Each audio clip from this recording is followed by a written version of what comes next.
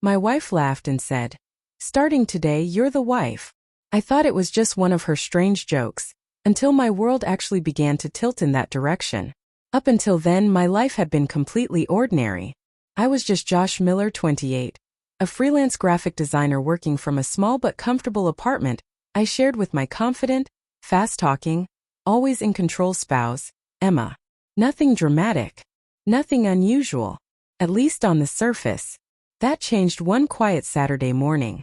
Emma was rushing from room to room, getting ready for a weekend trip with her best friend Olivia. Their long-planned escape full of gossip, late nights, and overpriced drinks. From the bedroom she called out, "Josh, grab my pink suitcase, please." When I walked in, clothes were flying everywhere. Dresses draped over chairs, blouses half-folded, skirts stacked in messy piles as she packed with chaotic enthusiasm. 2 days, I said, leaning on the doorframe. "Are you relocating or just traveling?" She grinned without looking up. Options are essential. We'd been married 3 years, and she was still the bold one between us. Radiant, decisive, magnetic. I'd always been more reserved, the background type, happy to stay out of the spotlight she naturally commanded. "There," she said, snapping the suitcase shut. "Done. You'll survive without me." "I plan to conduct very serious research," I replied. "Pizza, games, zero responsibility." She rolled her eyes, stepped close, and kissed me lightly. "Try not to fall apart while I'm gone." What she didn't know was that I wasn't worried about being alone. I was thinking about the secret I'd been quietly feeding for months. It started harmlessly, or at least that's what I told myself. One evening while putting away laundry, I paused over a red satin dress she'd worn to a wedding. The fabric caught the light, smooth and fluid between my fingers. On impulse, I held it against myself in the mirror just to see, just for a laugh. The moment passed, but the curiosity didn't. One small experiment turned into another. And before long, it wasn't only her dresses that drew my attention. It wasn't only her dresses anymore. It was everything. The heels lined up like art pieces, the neatly arranged makeup, the soft trace of her perfume that lingered in the air long after she left for work. Whenever she was out, I drifted toward her closet without planning to, telling myself it was harmless curiosity. I would try something on, study my reflection, and feel a pull I couldn't put into words. It wasn't just thrill. It felt familiar, grounding, like discovering a hidden room inside my own identity. Now she was leaving for the entire weekend, and for the first time there would be no rush, no fear of getting caught halfway through. When her rideshare finally rolled away, I stayed at the window until it vanished from sight. My pulse was loud in my ears. Anticipation buzzed through me like electricity. The space behind me, the bedroom, the closet, the vanity, felt less like furniture and more like an unopened door. The apartment settled into silence, broken only by the steady whisper of the air conditioner. Sunlight spilled across the floor, warming the edges of the dresser and catching on scattered jewelry. Everything looked untouched, waiting. I moved toward the closet slowly, aware that this felt bigger than all the small secret moments before. Emma and I loved each other, but we were built differently. She led, I followed. She planned, I adjusted. She decided, I supported. She teased me about it often, laughing as she messed up my hair and called me too easygoing for my own good. Maybe she wasn't entirely wrong, and maybe that imbalance was part of why these private experiments meant so much to me. When I stepped into her style, her colors, her presentation, her careful elegance, something inside me straightened instead of shrinking. I didn't feel like a joke or an imposter. I felt unexpectedly at ease, almost brave. Still, doubt lingered. If she ever discovered this hidden side of me, would she understand it, or see it as a betrayal? I had no way to know. The question hovered unanswered, but the opportunity in front of me felt impossible to ignore. With the apartment empty and the hours wide open, I stood before the closet door, hands slightly unsteady. When it swung open, a wave of soft fragrance and neatly ordered fabrics greeted me. For months I had only borrowed minutes at a time, quick, cautious glimpses into this private world. Now for once there was no clock ticking behind me. He'd spent months stealing only seconds. A quick swipe of lipstick, a nervous look in the mirror, then scrubbing it away before guilt could catch up. But this time there was no rush, no ticking clock. A full weekend stretched ahead of him, and he intended to experience every moment of it. He moved slowly, deliberately, treating it like a ritual instead of a dare. He started with the most delicate pieces, pausing before choosing a lace-trimmed bra he remembered admiring on Emma. His hands trembled slightly as he put it on, adjusting it until it sat right. Then came a pair of silky underwear, unfamiliar, soft, and surprisingly comfortable. The difference from his usual clothes sent a shiver of awareness through him. Next, he reached for the red dress, the same one that had sparked his curiosity months ago. The fabric slid smoothly over his skin as he stepped into it and pulled it into place. It shaped his silhouette in a way that changed how he held himself, how he breathed. When he looked up at the mirror, he barely recognized the figure staring back. It wasn't just about appearance. The posture, the expression, the energy, all of it felt shifted, expanded beyond the narrow version of himself he usually showed the world. He crossed to the vanity, studying the neatly arranged rows of cosmetics. Before, he'd never gone further than a touch of color on his lips. Today he let himself learn. He worked carefully, blending, correcting, trying again when his hand slipped. Progress replaced hesitation. Bit by bit, the reflection grew more polished, more intentional. To finish the look, he selected one of Emma's costume wigs, soft brown curls that framed his face. Once it was settled, the illusion felt startlingly complete. Not like a joke. Not like a costume. Like a fully realized version of someone he hadn't allowed himself to be. Excitement surged, but so did nerves. The possibilities suddenly felt bigger, heavier. What if someone saw? What if the secret stopped feeling temporary? He pushed the worry down and stepped out into the living room, moving carefully at first, then with growing ease. Each step felt less like pretending and more like inhabiting a different rhythm. He reached for a glass, planning to celebrate his private freedom, when his phone vibrated sharply on the table. Emma calling. He went still. For a split second, panic fluttered in his chest. He answered, trying to keep his voice steady. "Hey, everything okay?" she asked brightly. "Just checking on you. What are you up to?" He cleared his throat. "Not much," he said, forcing calm. "Just relaxing. She told me to enjoy myself while she was gone. Maybe go out, do something different for once." I gave a shaky laugh and agreed, playing it off. After a few more minutes of easy conversation, the call ended. Only then did I realize how tense I'd been. The relief hit all at once. But her suggestion stuck with me. What if I did go out, not as the version of me everyone expected, but as the version I saw in the mirror right now? The thought jolted through me like electricity.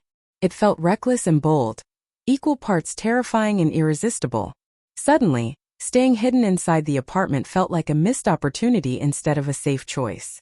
I studied my reflection again, every detail carefully in place. The look felt complete. Convincing, even. The question shifted from should I to could I. Fear twisted in my stomach, but curiosity pressed back harder. Emma was far away, busy with her trip. The odds of running into anyone I knew were small. It could be quick, just a short walk, maybe a coffee, nothing more. Before I could overthink it, I grabbed a purse from the dresser and moved toward the door. My hand hovered over the knob as doubt surged one last time. Outside meant unpredictability. Eyes. Judgment. Risk. "You've come this far," I murmured to myself, steadying my breath. I opened the door. The hallway was quiet. The sound of my footsteps echoed softly as I walked toward the elevator, nerves firing with each step. I almost turned back while waiting, right up until the doors slid open. Inside stood my neighbor, Mrs. Thompson. Observant, sharp, and famously hard to fool. She'd known us for years. If anyone might notice something was off, it would be her. For a heartbeat I couldn't move. Then she smiled warmly. "Heading out, dear?" I managed a small nod and answered as calmly as I could. She looked me over with gentle approval. "You look very nice. It's refreshing to see someone dress with care." The tension in my chest broke all at once. "Thank you," I said softly, amazed that my voice held steady. I murmured my thanks and stepped into the elevator, praying the doors would close before my nerves gave me away. The descent felt endless. My heartbeat thudded in my ears, every floor passing like a countdown. Still, one thought steadied me. If my neighbor hadn't noticed anything unusual, maybe I was more convincing than I'd believed. When the lobby doors opened, warm evening air drifted in from outside. The street buzzed with life, Conversations, footsteps, laughter, traffic. People moved past in clusters and pairs, wrapped in their own plans. No one paused. No one stared. I blended in without effort, just another figure in a red dress moving with purpose. That simple anonymity sent a rush through me. My posture loosened. My stride grew smoother. The fear didn't vanish, but it transformed into something sharper. A charged, vivid awareness of being present in my own skin. I ducked into a nearby cafe, deciding a small, ordinary interaction would be the true test. Inside, the air smelled of espresso and sugar. I stepped up to the counter, bracing myself. The barista smiled. "What can I get for you, miss?" The word landed deep. Unexpected. Affirming. I placed my order carefully, keeping my tone light. Nothing in his expression hinted at suspicion. When he handed over the cup, my fingers trembled slightly around the sleeve. I chose a window seat and watched the sidewalk flow past. For those quiet minutes, I wasn't performing. I was simply existing differently. Freer. More aligned. The feeling was so right it scared me a little. Then came the interruption. "Josh." The voice sliced through the moment. Familiar. Too familiar. I stiffened and turned slowly. Standing just behind me was Olivia, Emma's closest friend, studying my face with puzzled focus.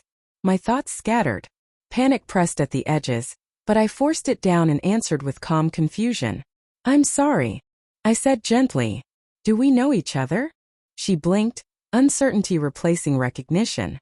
"Oh, sorry. You just look like someone I know." I let out a soft, friendly laugh. "I get that sometimes." Her shoulders relaxed, tension dissolving into an embarrassed smile.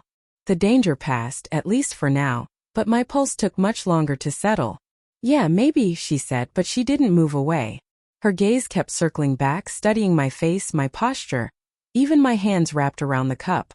Something in her expression told me the doubt hadn't fully cleared. I needed distance. Fast. I picked up my purse and rose calmly, forcing my body to move with unhurried grace. "Anyway, have a nice evening," I said lightly. The instant my heels touched the floor, her expression snapped into focus. Recognition flashed across her eyes. "Hold on." My breath stalled. She stared harder now, disbelief replacing uncertainty. The cafe noise seemed to fade into a dull blur around us. "I knew it," she murmured. "I'm not imagining this." I tried to laugh it off, but the sound came out thin. "You've definitely got the wrong person." She stepped closer, voice dropping. "Josh, is that you?" Every nerve told me to bolt, but panic rooted me in place. She glanced around to make sure no one was listening, then leaned in. "What is going on?" "Please keep it down," I whispered. She dragged a hand through her hair, stunned. "I can't believe this." There was no believable escape left. I chose honesty, or at least enough of it. "It's not a joke," I said quietly. "I'm figuring something out about myself. That's all." Her shock softened into curiosity. "So this is real," she said. "Not some stunt." "It's real." She studied me for a long moment. Then, unexpectedly, a crooked smile appeared. "Well, credit where it's due. You're pulling it off." I blinked, unsure how to process that. Relief and embarrassment tangled together. "Does this stay between us?" I asked.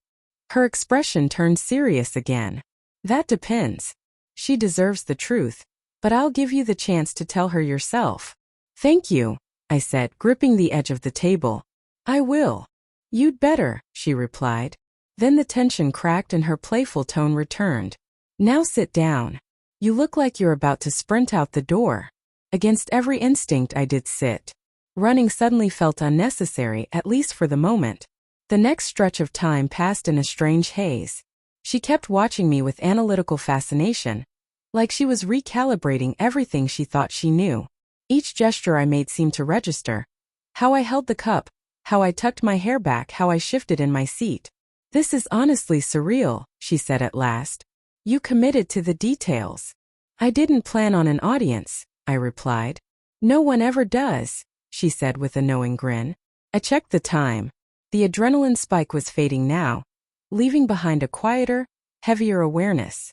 The night had gone much further than I'd ever intended, and there was no undoing that anymore. My muscles ached from holding myself so stiffly, And my thoughts kept circling back to one fear, Emma. It felt inevitable now that the truth would reach her. Olivia had agreed to give me time, but I could see how heavily the secret sat with her. You look like you're about to jump out of your skin, Olivia said, pulling me out of my spiral. Because I am, I admitted. She studied me. So what's your move? I honestly don't know yet. What, you're just going to keep hiding it? She asked gently. Because that clock is ticking. I didn't answer right away. I wasn't ready, but readiness didn't seem to matter anymore. Her tone softened. I'm not trying to corner you, but she's my best friend. Hearing this from anyone else would hurt a lot more. I knew she was right. By the time I returned home, exhaustion weighed on me. I changed out of everything, wiped away the makeup, and put most of the items back where they belonged. Or so I thought, before collapsing onto the couch, trying to figure out how to explain feelings I barely understood myself. I closed my eyes for a moment.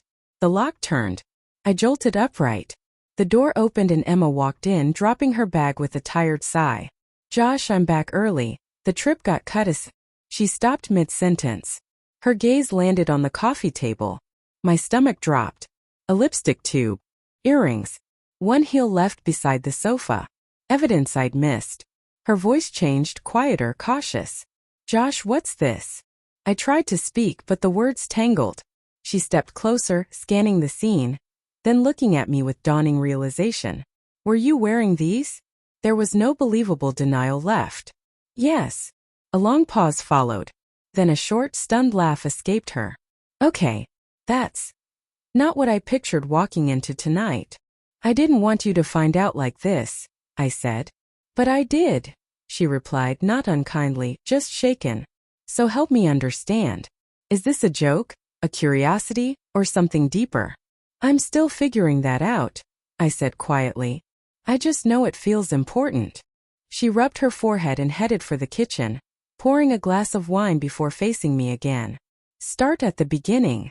So I did, the first moment of curiosity, the private experiments, the feelings I couldn't label, the cafe, Olivia, the fear of losing her. When I finished, the room sat in silence. At last she exhaled slowly. Wow, Josh, she said softly. I wish you hadn't been carrying this alone. She studied me silently for a long moment, unreadable, and then asked softly, Are you happy when you do this? I hesitated, heart hammering, then nodded. Yeah, I think I am. Her eyes lingered on me, sharp yet somehow amused. And then, to my utter disbelief, she smirked. Well, she said slowly, you're lucky you have good taste. I blinked. Wait, you're not mad? She let out a soft sigh, swirling her wine. I don't know what I am yet. But I do know one thing. My chest tightened. She leaned in, her smirk widening.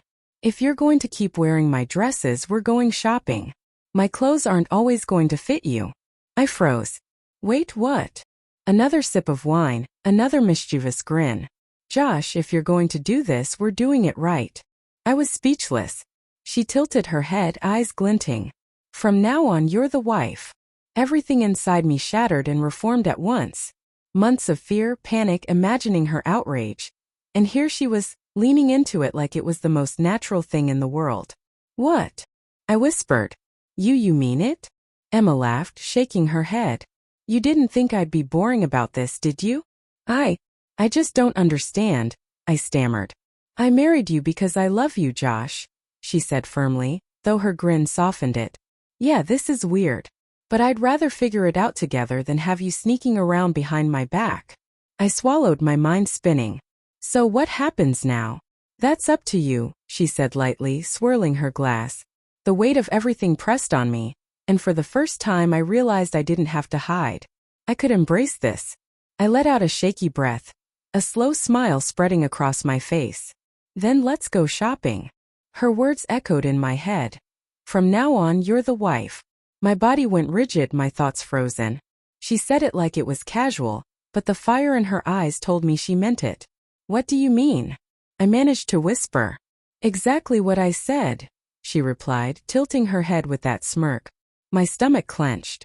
Emma, this isn't a game. Oh, but isn't it? She teased, stepping closer. Let me get this straight, I said, voice tight. You're okay with me sneaking around, wearing your clothes, putting on makeup, pretending to be someone else? I wasn't pretending, I added quickly. She laughed low, almost dangerously. Oh, but you were.